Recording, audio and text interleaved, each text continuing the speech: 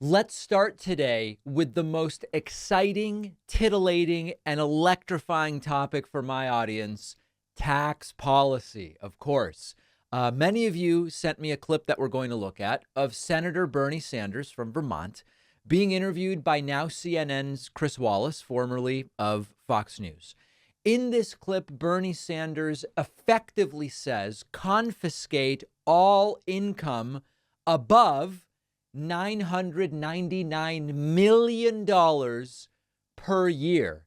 How many people in the United States does this even apply to? It's very few. I'll tell you roughly the number in a moment. But what we're talking about here is a 100% effective tax rate on income at $1 billion a year or more. But don't take my word for it. Here's Bernie explaining it himself. Sir, you're saying that billionaires should not exist. So are you basically saying that once you get to $999 million, that the government should confiscate all the rest? I'm saying that we should go back to a very progressive tax policy like what we had under Dwight D. Eisenhower. Which would mean that over $1 billion, basically it all goes to the government. You may disagree with me, but I'm just asking. Fine. Yeah, I think people can make it on $99 million. Now, there is some, it's not even debate, it's sort of a lack of clarity. Is Bernie talking about a 100% marginal tax rate on all income at $1 billion or more per year? Or is Bernie talking about a wealth tax such that you are always brought back down to a net worth of $1 billion? It's not completely clear, but because he says the times of Dwight D. Eisenhower, tax policy under Eisenhower was a very, very high marginal tax rate on income. So for the sake of today's discussion, let's assume Bernie is talking about income taxes rather than a wealth tax. So the first question is, has this ever been done before? The answer is no. There is no historical precedent for a 100% marginal tax rate, essentially confiscating all income above a certain threshold. There are governments that have put in place very high tax rates on the wealthy at high levels. That effectively is close to a 100% tax at an extremely high level, but we never had 100%. Now, just because you haven't done something doesn't mean it's a bad idea. It's just that it hasn't been done, so we don't have something to look to. But that's what really we're talking about here for the sake of argument, a 100% tax bracket that starts at $1 billion. On your first 10, I forget exactly where the tax brackets are right now, but on your first 10 grand, everybody pays zero, federally, of course. And then on that next bit, you pay 10%, 15%. You get all the way up to 35, 37% at about $500,000.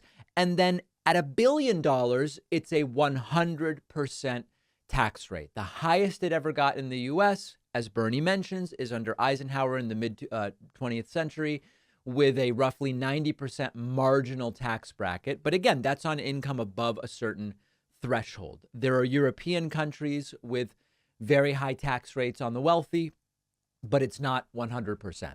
Now, what I want to talk, we're not going to have a 100% tax rate anytime soon. So what I think is more useful to talk about is how can we achieve the goal that Bernie is espousing? And the goal here is to actually collect more in taxes from the very, very, very rich. And as we know, there are complexities and difficulties to actually enforcing this sort of thing for all of the different reasons that we've talked about, and I will talk to again. Now, the question of how many people this applies to is an interesting one.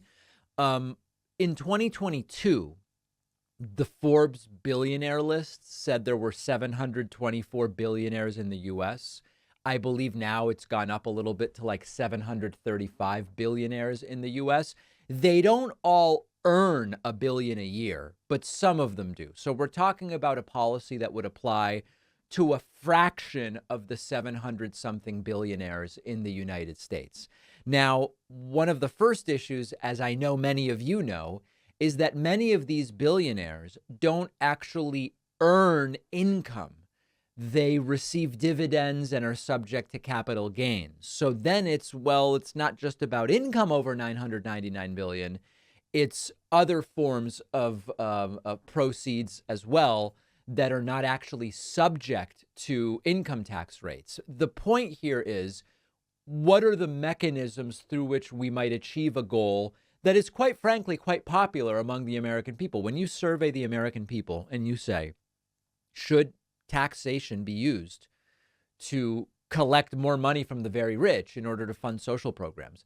It's relatively uncontroversial. Most Americans say, yes, you should. Now, I do a deep dive into this in my clip called How to Actually Tax the Rich. There is no one policy that would cover all situations, but some of the things that could or should be looked at is, okay, raise the top marginal income tax rate. That will cover income, the earned income. But many of these folks don't earn wages, and they're able to reduce actual taxation in a lot of different ways, including by receiving income in other ways. So then you could look at, well, we could impose a wealth tax. The problem with the wealth tax would be that these folks would move assets to countries with no wealth tax or invest in assets that are difficult to value, like artwork or rare collectibles. Okay, but again, remember, it's like with gun violence. No one policy would cover every situation, but the idea is to get some of the low-hanging fruit. You can close tax loopholes like the carried interest loophole. The counter to that is you can move assets offshore, you can change business structure, you can lobby for a different loophole, you can shift investments to tax-exempt assets like municipal bonds. And it's not realistic for most hedge funds, certainly, but that's another possibility. You can better fund the IRS to do more audits. Some of the people that we're talking about are doing everything legally and correctly and paying every dollar that they should be paying in taxes, so audits wouldn't recover any money from them. But there are some that are not, and so increasing IRS resources is an idea. A financial transaction tax, with the ultra wealthy engaging in certain types of transactions that average income people do not engage in. A financial transaction tax is a possibility. Of course, the way to avoid that would be wait, move assets to countries that don't have such a tax, etc.